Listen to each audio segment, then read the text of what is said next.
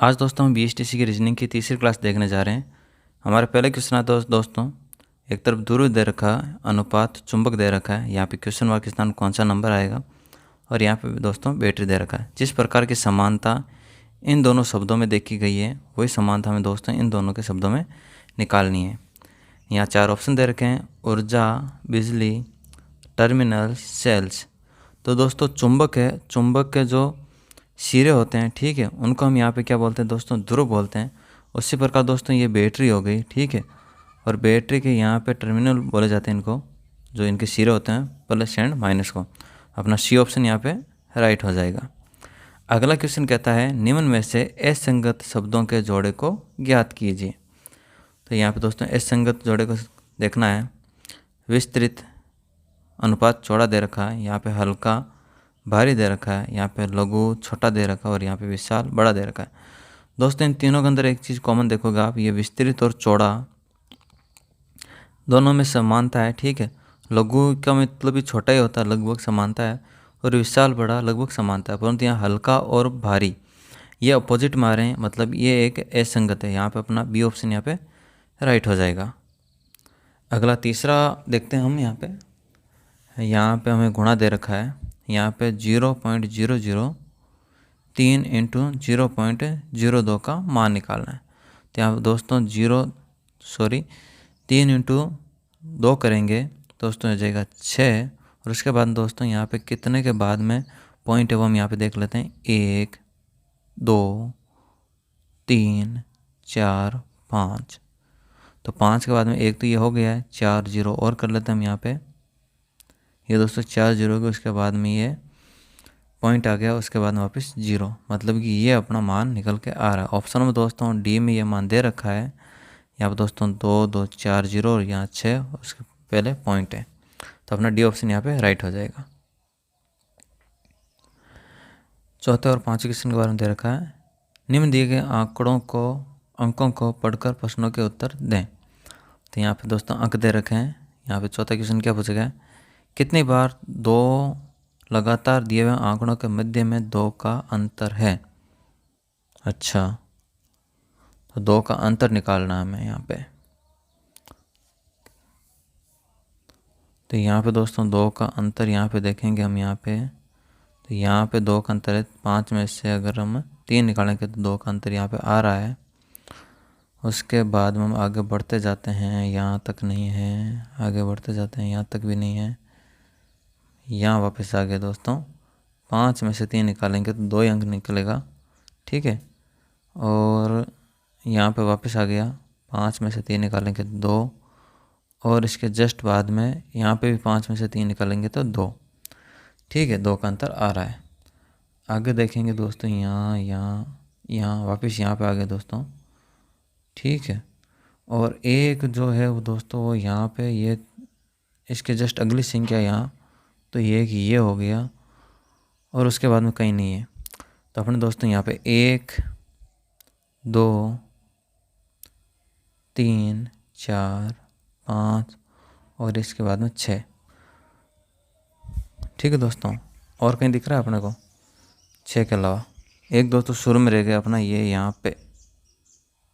तो टोटल 7 ऐसे हैं जहाँ पे हमें 2 का अंतर निकल के आ रहा है। अपना बी ऑप्शन यहाँ पे राइट हो जाएगा, ठीक है दोस्तों। अब अपने पास अगर यहाँ एग्जाम अगर पेंसिल है तो हम यहाँ पे दोस्तों इस तरीके से आसानी से इसको रबड़ से मिटा देंगे अगर हमने पेंसिल से काम किया तो। और जो अगला क्वेश्चन पूछा गया उसका भी अपन आसानी से उत्तर दे पाएंगे, ठीक है। अगला क्या क्वेश्चन कह रहा है अपने को, कितनी बार 5 के बाद 9 आया है, मतलब कि 5 के बाद में 9 आया है, परंतु इन 3 जोड़ों में 5 से पहले 3 नहीं आना चाहिए। मतलब इन जोड़ों में, यहाँ 3 करते हैं, इन जोड़ों में 5 से पहले 3 नहीं आना चाहिए, मतलब कि यहाँ पे आगे 3 नहीं आना चाहिए। इस तरीके से कुछ होना चाहिए, ठीक है। तो हम ये देख लेते दोस्तों, एक जोड़ा ये आ गया दोस्तों, 5 के बाद में 9 आ रखा है पर आगे 3 नहीं है। उसके बाद दोस्तों ये आ रखा है परंतु यहाँ पे आगे 3 आ रखा है, तो ये अपना कैंसिल हो गया। फिर इसके बाद दोस्तों ये आ गया 2 नंबर, ठीक है, इसके आगे 3 नहीं है। फिर यहाँ पे दोस्तों ये आ गया, 5 के बाद में 9 है परंतु आगे 3 नहीं है, तो ये 3 नंबर पर ये हो गया। फिर यहाँ पे दोस्तों देखो 5 के बाद में 9 है पर आगे 3 नहीं है, तो 4 नंबर पर ये हो गया। फिर 5 के बाद में 9 है पर आगे 3 है दोस्तों, ये कैंसिल हो जाएगा। फिर 5 के बाद में 9 दोस्तों यहाँ पे भी है, ठीक है, और इससे पहले क्या 3 नहीं है, तो अपना दोस्तों यहाँ पे हो जाएगा 5 नंबर। 1 2 3 4 5, मतलब कैसे 5 युग्म हो रहे हैं दोस्तों, अपना सी ऑप्शन यहाँ पे राइट हो जाएगा। हम छठे क्वेश्चन की ओर चलते हैं दोस्तों। सरणी का अगला अंक है, यहाँ पे स्पेस दे रखी है और हमें स्पेस की जगह कौन सा अंक आएगा हमें ये देखना है। यहाँ पे दोस्तों 2 सरणियाँ लग रही है, यहाँ पे 8, उसके बाद वापस 8 और उसके बाद में वापस 8 ही आएगा, ठीक है। हमें इनके बीच के रिलेशन को देखना होगा। 22 के बाद में 28 दे रखा है, मतलब कि यहाँ 6 प्लस कर रखा है। हम दोस्तों 28 के अंदर भी 6 प्लस कर लेते हैं। 28 के अंदर 6 प्लस करेंगे दोस्तों हो जाएगा वो 34। ऑप्शन में दोस्तों अपना डी ऑप्शन यहाँ पे राइट हो जाएगा। हम 7वें क्वेश्चन की ओर चलते हैं और ये कुछ कोडिंग से संबंधित आ रहा है। यहाँ पे दोस्तों स्टाइल वर्ड को दे रखा है, उसके बाद में ये दे रखा है और यहाँ पे बुलेट के बाद में ये वर्ड दे रखा है। तो हमें यहाँ पे एमुलेट कैसे लिखा जाएगा हमें यहाँ पे ये निकालना है, ठीक है। तो स्टाइलिश को कोट में लिख रखा है दोस्तों, यहाँ पे हम लिख लेंगे। एग्जाम में भी इसी तरीके से लिखना, थोड़ा थोड़ा स्पेस रख के लिखना है और उसके बाद में इसे कोड में लिखा जाता है UVZJC, ठीक है।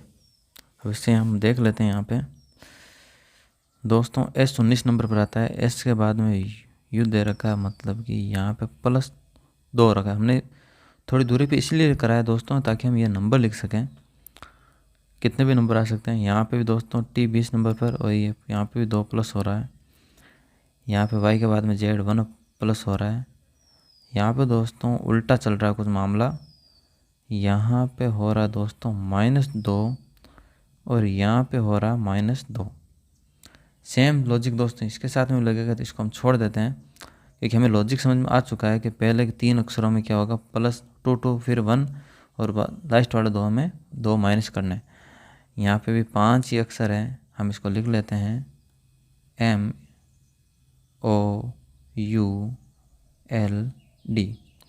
यहाँ पे 1 प्लस, यहाँ पे 2 प्लस, यहाँ पे 1 प्लस, यहाँ पे 2 माइनस और यहाँ पे 2 माइनस, इसी तरह से करना है।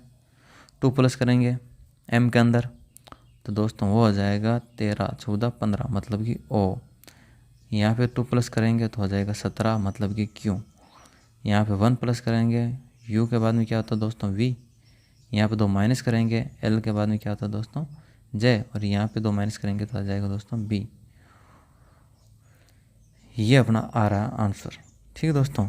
ये दोस्तों A के साथ में मैच कर रहा है, अपना A ऑप्शन यहाँ पे राइट हो जाएगा, OQVJB।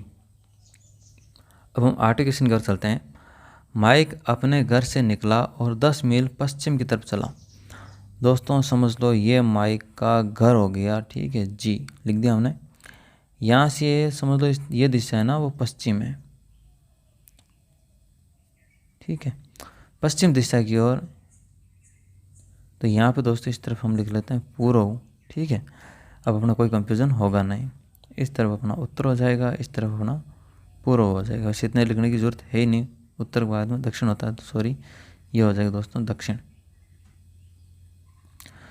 ये चला 10 मील पश्चिम की तरफ, फिर दाहिनी तरफ मुड़कर, मतलब दाहिनी ओर, मतलब यहाँ इस तरफ मुड़ा और यहाँ पे चल गया दोस्तों वापस 10 मील। फिर बाएं तरफ मुड़कर 5 मील चला। फिर दोस्तों ये मुड़ गया इस तरफ बाएं मील, 5 मील चला। फिर से बाएं मुड़कर 10 मील चला, मतलब कि जहाँ था वहीं लगभग आ रहा है ये 10 मील चला। अब अपने घर से कितनी दोस्तों दूरी पर हो गया ये 15 मील बराबर दूरी हो गया। अंत में वह बाईं ओर मुड़ता है, मतलब बाईं ओर मतलब इस तरफ वापस मुड़ रहा है ये, और 15 मील चलता है। लो वहीं पहुंच रहा है जहाँ ये चल के निकला था। ये 15 मील चलेगा तो वापस यहीं आ गया, ठीक है। अब यहाँ पे क्या कह रहा है, उसके तत्कालीन स्थान से उसका घर कितनी दूरी पर है। भाई साहब घर पे आ गया ये, दूरी तो क्या होगी, या ऑप्शन नंबर दोस्तों ए में दे रखा 0 मील, तो ये अपना ए ऑप्शन यहाँ पे राइट हो जाएगा। हम 11वें क्वेश्चन की ओर चलते हैं, 9वें क्वेश्चन की ओर चलते हैं। दिव्य तथा दक्ष की औसत आयु 22 वर्ष है। यदि सुरभि की उम्र को भी जोड़ दिया जाए, पहले तो हम यहाँ पे दिव्या प्लस दक्ष, इनकी जो टोटल आयु है वो देख लेते हैं। तो औसत 22 है, इनकी टोटल हो जाएगी, 2 से गुणा कर लेंगे तो ये 44 वर्ष इनकी टोटल मतलब कुल इनकी आयु हो जाएगी। ठीक है। यदि सुरभि की उम्र को भी जोड़ लिया जाए, मतलब इनके अंदर क्या कर लिया जाए, सुरभि की उम्र को भी जोड़ लिया जाए, मतलब कि इन दोनों की उम्र तो है ही, प्लस सुरभि की उम्र को जोड़ लिया जाए तो सभी की औसत आयु 28 वर्ष हो जाती है। तो दोस्तों यहाँ पे 28 × 3 कर लेंगे तो तीनों की एज आ जाएगी। 8 को 3 से गुणा करेंगे 24 हासिल 2, 3 को 2 से गुणा करेंगे 6 और 6 + 2 8, मतलब कि ये टोटल इन तीनों की आ गई आयु। ठीक है, हो जाती है। सुरभि की उम्र क्या है दोस्तों, सुरभि बाद में आई थी, इससे पहले दिव्या और दक्ष दोनों थी और इनकी एज क्या थी दोस्तों 44 वर्ष, मतलब कि 84 में से 44 अगर हम यहाँ पे माइनस निकाल लेंगे तो सुरभि की एज आ जाएगी। माइनस निकालें दोस्तों 40 आ गया, ये क्या हो गई दोस्तों, सुरभि की एज आ गई। ऑप्शन में दोस्तों अपना डी ऑप्शन यहाँ पे राइट हो जाएगा। अगले 10वें क्वेश्चन की ओर चलते हैं। एक परीक्षा में राज को मुकेश से ज़्यादा अंक मिले। दोस्तों अगर कहीं परेशानी हो रही है तो ज़रूर मैसेज करें, कमेंट करें। अब राज को मुकेश से ज़्यादा अंक मिले, राज को थोड़ा ऊपर रख देते हैं, ये लो राज को ऊपर रख दिया। मुकेश से ज़्यादा अंक मिले, ये ज़रूरी नहीं मुकेश के जस्ट कम अंक मिलो, थोड़ा यूँ स्पेस रख के यहाँ पे कहीं मुकेश को लिख देते हैं। ठीक है, क्या पता सबसे नीचे भी मुकेश हो, हमें कुछ पता नहीं, हमें सिर्फ इतना पता है राज से कम है, यह पता नहीं कितना कम है, परंतु प्रिया जितने नहीं, मतलब इसका मतलब प्रिया कहाँ है कि दोस्तों इन दोनों के बीच में। अब ज़रूरी नहीं है प्रिया के बीच में भी कोई आ सकता है, प्रिया को हम इन दोनों के बीच में लिखते हैं कि ऊपर नीचे थोड़ी जगह रहे। प्रिया को गौरव एवं कविता से ज़्यादा अंक मिले, बोलो प्रिया को गौरव और कविता से ज़्यादा अंक मिले, तो यहाँ पे दोस्तों हम यहाँ पे गौरव लिख देते हैं और यहाँ पे कविता लिख देते हैं। ठीक है, और ये जो मुकेश है, मुकेश के क्या इन दोनों से भी कम अंक हो सकते हैं, तो यहाँ मुकेश को थोड़ा नीचे कर देते हैं। ठीक है, आगे क्या कह रखा है, अंक मिले कविता से ज़्यादा अंक मिले, ये हो गया अपना। ठीक है, कविता से ज़्यादा अंक मिले किसको, प्रिया को, तो यहाँ प्रिया ऊपर कर दिया हमने, मुकेश गौरव को, सॉरी गौरव और कविता को नीचे कर दिया। गौरव को मुकेश से कम अंक प्राप्त हुए। अब गौरव को क्या हुआ, मुकेश से कम अंक प्राप्त हुए हैं, तो दोस्तों ये गौरव यहाँ नहीं रहेगा, ये गौरव आ जाएगा जस्ट मुकेश के नीचे। हमें पता नहीं था इसलिए हमने यहाँ गौरव को थोड़ा, मुकेश को यहाँ पे आ गया दोस्तों गौरव। ठीक है, कविता का ये पता नहीं, कविता का ये पता है दोस्तों प्रिया से नीचे कम अंक है, ये पता नहीं मुकेश से ज़्यादा है कुछ है। हम यहाँ तक पहुँच चुके हैं कि गौरव के मुकेश से कम अंक है। ठीक है, परंतु उनके अंक इन पाँचों में सबसे कम नहीं है। अब ऐसा पाँचों तो ये आ गए, ठीक है, परंतु गौरव के बारे में क्या लिखा हुआ है कि गौरव के सबसे कम अंक नहीं है, इसका मतलब कविता इसके भी नीचे है। तो दोस्तों यहाँ पर आ गई ये कविता, यहाँ पर हम इनको कर देते हैं कैंसिल। इस तरीके से हो गया, 1 नंबर पर राज, 2 नंबर पर प्रिया, 3 नंबर मुकेश, 4 नंबर गौरव, 5 नंबर कविता। अंकों की अवरोही व्यवस्था में दूसरे स्थान पर होगा। दोस्तों अवरोही का मतलब क्या होता है, घटते क्रम में, मतलब कि अगर हम यहाँ अपने 1000 हैं तो यहाँ 900, 800, 700 इस तरीके से दोस्तों चलते हैं ना, उसको तो कहते हैं अवरोही। ठीक है, उतरते हुए क्रम में, और चढ़ते हुए क्रम को कहते हैं दोस्तों आरोही। ठीक है, तो यहाँ पे अवरोही में दूसरे नंबर की पूछा, मतलब उतरते हुए क्रम में, उतरते हुए क्रम में दोस्तों दूसरे नंबर पर है दोस्तों प्रिया, तो अपना यहाँ पे राइट ऑप्शन होगा दोस्तों प्रिया ए। समझ में आ गया होगा। हम 11वें क्वेश्चन की ओर चलते हैं। एक लड़के का परिचय कराते हुए एक लड़की बोली। ठीक है, यहाँ पे लड़के का परिचय करा रही है, कौन करा रही है, लड़की करा रही है, तो हम यहाँ पे लड़के को लिखेंगे लेफ्ट साइड में। ठीक है, लेफ्ट समझते हो, बाईं तरफ, इस तरफ हम लिख लेंगे लड़की को। एग्जाम इसी तरीके से लिख के करना, आपको आसानी होगी। और इस तरफ दोस्तों इस लड़के को बना देना। हमें पता नहीं ये लड़का है कौन, अब ये लड़की बताएगी हमें। एक लड़की बोली ये मेरे मामा के, पहले तो इसके मामा बना दो। ठीक है, मामा तब बनाएंगे जब इसकी मम्मी होगी, मम्मी का भाई, ये बराबर का चिन्ह किया भाई बहन के लिए, और ये हो गए मामा जी। लड़की के लिए क्या दोस्तों, मामा जी हैं। ठीक है, तो ये मेरे मामा जी के पिताजी। मामा जी के पिताजी का मतलब इसके मम्मी के पिताजी और मामा जी के पिताजी एक ही बात होगी। यहाँ पे आपको दिख रहा है नहीं दिख रहा है, मैं थोड़ा इसको नीचे कर देता हूँ।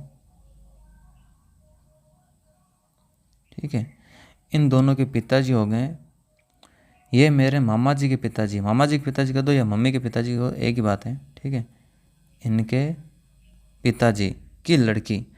अब पिताजी की लड़की तो कौन है, इसकी मम्मी का लड़का है। का लड़का हुआ मतलब इसका क्या हो गया दोस्तों, ये लड़का क्या हो गया, ये भाई हो गया, भाई हुआ। इसकी मम्मी का बेटा तो भाई हुआ। ठीक है, लड़की एवं लड़के में क्या संबंध है दोस्तों, लड़की और लड़के में भाई बहन का संबंध है या बहन भाई का संबंध है। अपना बी ऑप्शन यहाँ पे राइट होगा। और इस ऑप्शन में इस तरीके से करोगे, आपको अच्छा लगा दोस्तों तो अभी लाइक करें। ठीक है, हम अगले 12वें क्वेश्चन की ओर चलते हैं। निम्न में से कौन सा दूसरों से संबंधित नहीं है। तो यहाँ पे दोस्तों 4 ऑप्शन दे रखे हैं, वीणा, गिटार, बांसुरी, सारंगी। तो दोस्तों वीणा है, उसके अंदर भी तार होते हैं, हाथ में लेके बजाय। गिटार में भी तार होते हैं, देखते हैं अपन। ठीक है, टिंगडिंग टिंगडिंग।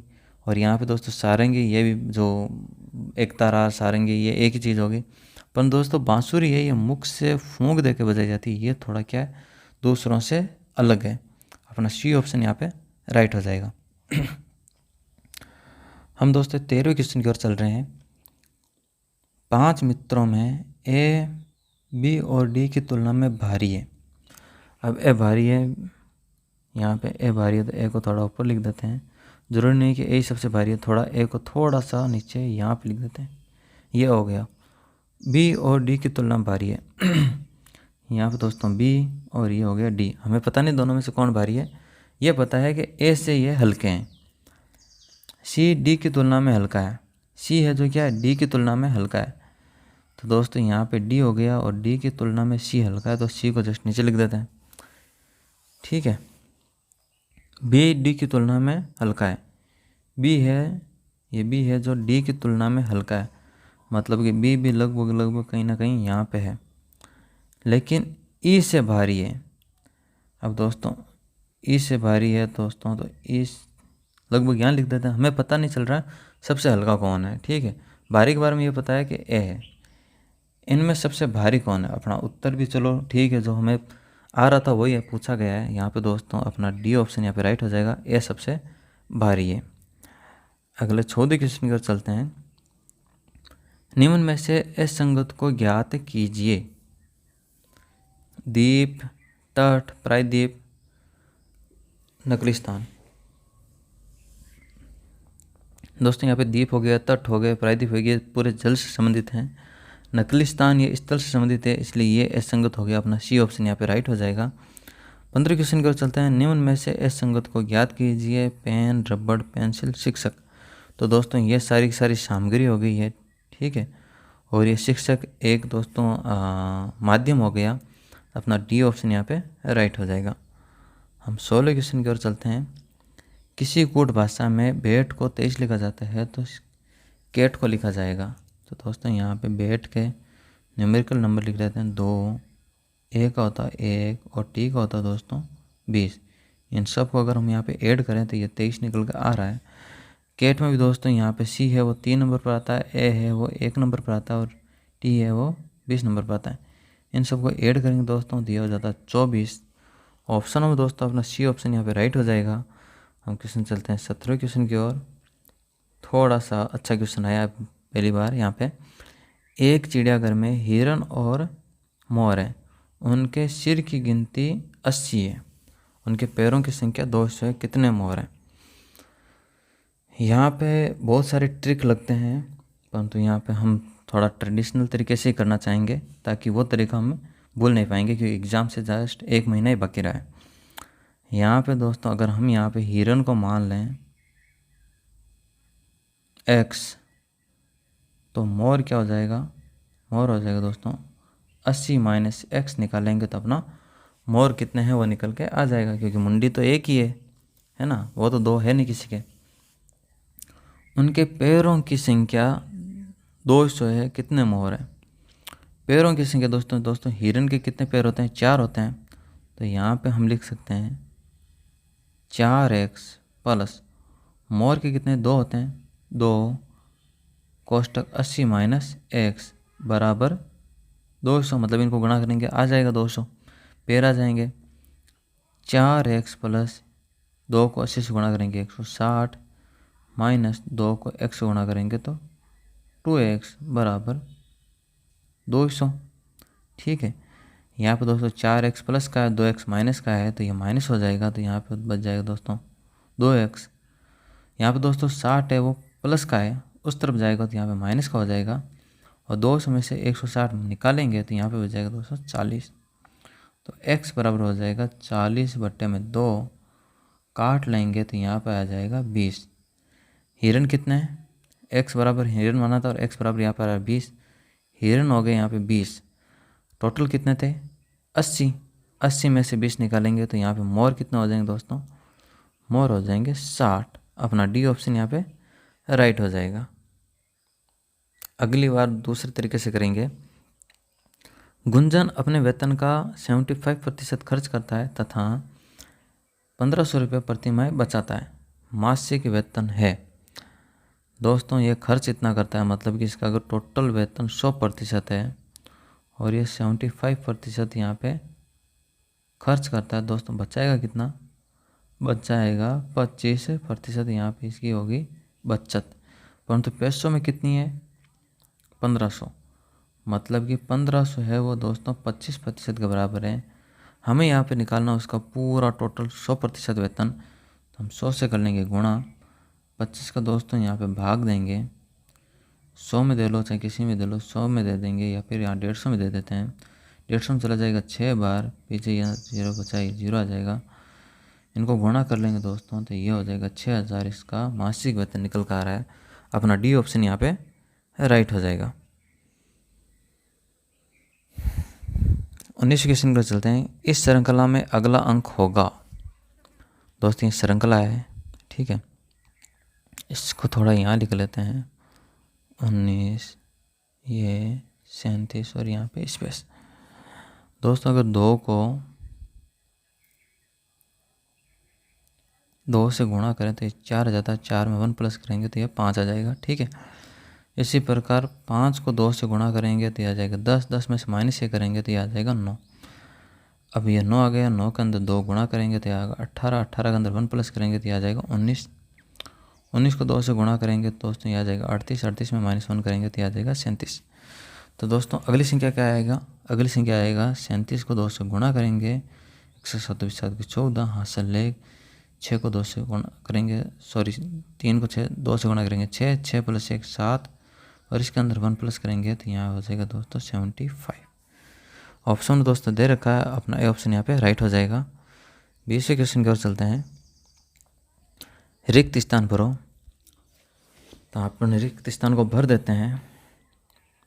देखते हैं यहाँ पे एस के बाद में टी 1 अंक बढ़ा, टी के बाद में यू 1 अंक बढ़ा, यू के बाद में वी कर देते हैं हम यहाँ पे 1 अंक बढ़ा, और वी के बाद में डब्लू मतलब 1 अंक बढ़ा, मतलब 1 प्लस हो रहा है यहाँ पे सभी जगह। दूसरे अंक को देख लेते हैं।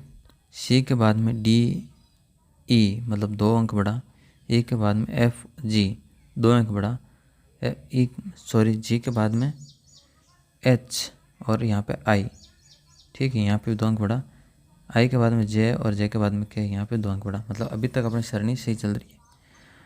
अब आप डी के बाद में देख लेते हैं। डी के बाद में ई के बाद में एफ, एफ के बाद में जी एच आई जे और जे के बाद में के एल।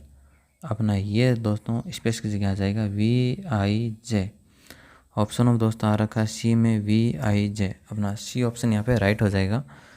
हम दोस्तों चलते हैं यहाँ पे 21वें क्वेश्चन की ओर, और एक कैलेंडर संबंधित क्वेश्चन आ चुका है। 1 अक्टूबर को सोमवार है, यहाँ पे 1 अक्टूबर लिख देते हैं, और इस दिन क्या वार है? सोमवार। चलो ये वार है, ठीक है। तो हम यहाँ दोस्तों 7 के पहाड़े से अगर हम चलें 14, 21, तो ये सब लगभग लगभग एक ही डेट होगी। इससे एक दिन आगे बढ़ा कर हम यहाँ पे चलते हैं। 7 के बाद में क्या था 8, ये सेम चलेगा 15, 22, हमें 20 तारीख को पूछा है, मतलब 22 तारीख को तो है यहाँ पे सोमवार। 21 तारीख हो जाएगा रविवार। यहाँ पे 20 तारीख की बात है ये, तो 20 तारीख हो जाएगा शनिवार। यहाँ पे क्या पूछा है, यहाँ पे पूछा है 20 तारीख के 3 दिन बाद कौन सा वार होगा। 3 दिन बाद मतलब कि 23 तारीख को कौन सा वार होगा। तो दोस्तों 21 को तो रविवार था, 22 को सोमवार था, 23 को हो जाएगा यहाँ पे मंगलवार।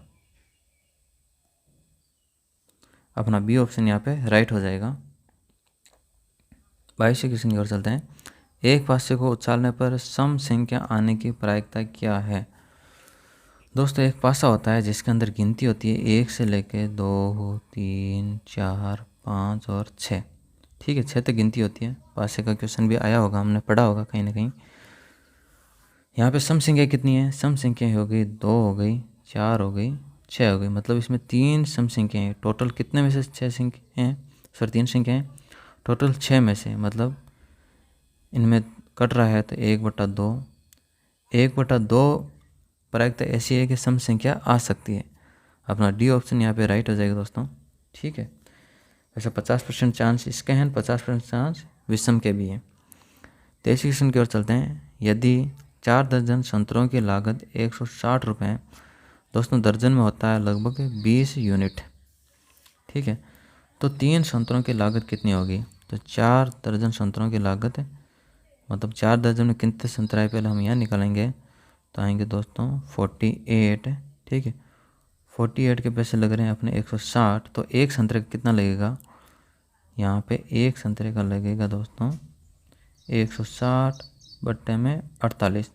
हमें दोस्तों यहाँ पे निकालना 3 संतरों का, तो एक को छोड़ो, हम 3 को सीधा निकालते हैं। 3 का भाग इसमें गया 1 बार और यहाँ पे चला गया दोस्तों 6 बार। ठीक है, 16 का भाग इस 16 से 16 कट जाएगा, यहाँ पे बच गया 10। 3 संतरों की लागत होगी दोस्तों डी 10। 24 क्वेश्चन की ओर चलते हैं। नीचे दी गई आकृति में वर्त बताता है शक्तिशाली पुरुष, वर्ग बताता है ऊंचा पुरुष, त्रिभुज बताता है सैनिक अधिकारी। कौन सा क्षेत्र सैनिक अधिकारी बताता है जो ऊंचा है परंतु शक्तिशाली नहीं है। ऐसे क्वेश्चनों में दोस्तों कुछ नहीं करना होता है, ज़्यादा दिमाग लगाना नहीं है। जो जहाँ पे जैसा लिखा हुआ है अपने को पेंसिल उठानी है और लिख देना है। यहाँ पे वर्त बताता है शक्तिशाली, तो ये वर्त रहा और वर्त के यहाँ पे लिख देते हैं, ये लो शक्तिशाली। ठीक है, शक्तिशाली पुरुषों की बात हो रही है, सारे के सारे लिखो तो भी ठीक, शक्तिशाली लिखो तो भी चल जाएगा। वर्ग बताता ऊंचे पुरुष, ये लो वर्ग बता रहा है, क्या बता रहा है, ऊंचे पुरुष। त्रिभुज बता रहा है दोस्तों सैनिक अधिकारी, ये लो हम यहाँ पे ये भी कर देते हैं सैनिक अधिकारी। हमें क्वेश्चन क्या पूछा, कौन से क्षेत्र सैनिक अधिकारी बताता, मतलब ये तो फिक्स बता ही रहा है जो ऊंचे हैं, मतलब ऊंचे भी हैं और सैनिक अधिकारी हैं परंतु शक्तिशाली नहीं है। शक्तिशाली को हम यहाँ पे हटा ही देते हैं। चलो ये हम शक्तिशाली को यहाँ पे हटा ही देते हैं इतना से को। तो अपने पास दोस्तों ऊंचे और अधिकारी दोनों बच रहे हैं, वो रहे हैं 4। अपना सी ऑप्शन यहाँ पे दोस्तों राइट हो जाएगा। लास्ट 25 क्वेश्चन देख लेते हैं। निम्न में से लुप्त संख्या क्या है। यहाँ क्वेश्चन मार्क के स्थान कौन सी संख्या आएगी, हमें ये ज्ञात करना है। ठीक है दोस्तों, यहाँ दे रखा है तो हम यहाँ पे ये करके देखते हैं। 6 को 12 से हम यहाँ पे गुणा करते हैं और यहाँ पे किससे भाग दें कि 18 जाए, 4 को करते हैं तो 4 से 12 कट गया, 3 बार 18 आ रहा है। ये लॉजिक हम दोस्तों यहाँ लगाते हैं। 72 को 96 से गुणा करते हैं, 4 से गुणा करते हैं, भाग देते हैं, यहाँ पे आ जाएगा 2 और यहाँ आ जाएगा 4। इन दोनों का आपस में गुणा करेंगे तो दोस्तों संख्या बहुत बड़ी हो जाएगी, क्योंकि 72 को डबल करते हैं तो भी 144 हो जाता है। तो ये लॉजिक अपना काम आएगा नहीं, ये तो अपना हो रहा मामला फेल। कोई दूसरा तरीका हमें यहाँ पे ढूंढना पड़ेगा। अब यहाँ पे ये करके देखते हैं, इन दोनों को अगर हम यहाँ पे गुणा करें 6 इंटू 24 को गुणा करें और यहाँ पे 2 का भाग दें तो ये हो जाता है 3। 24 को 3 से गुणा करेंगे दोस्तों तो 72 निकल के आ रहा है। सेम लॉजिक हम इसके साथ में भी करके देख लेते हैं। 12 इंटू 16 करते हैं और 2 का भाग देते हैं। 2 से 16 कट गया 8 बार और 12 को 8 से गुणा करते हैं दोस्तों तो 96 यहाँ पे भी आ रहा है। लगता है ये लॉजिक अपना काम आ जाएगा। यहाँ पे 18 इंटू क्वेश्चन मार्क है, बट्टे में 2 करेंगे तो 108 आना चाहिए। यहाँ क्वेश्चन मार्क इस तरफ रह जाएगा और ये संख्या उस तरफ चली जाएगी। 108 इंटू ऊपर चला जाएगा 2, नीचे आ जाएगा दोस्तों 18। 2 का भाग 18 के अंदर 9 बार, 9 का भाग 108 के अंदर 1 और 2 12 बार। दोस्तों क्वेश्चन मार्क स्थान पर 12 आ जाएगा और अपना ए ऑप्शन यहाँ पे राइट हो जाएगा। ठीक है दोस्तों, नेक्स्ट वीडियो में मिलेंगे। धन्यवाद।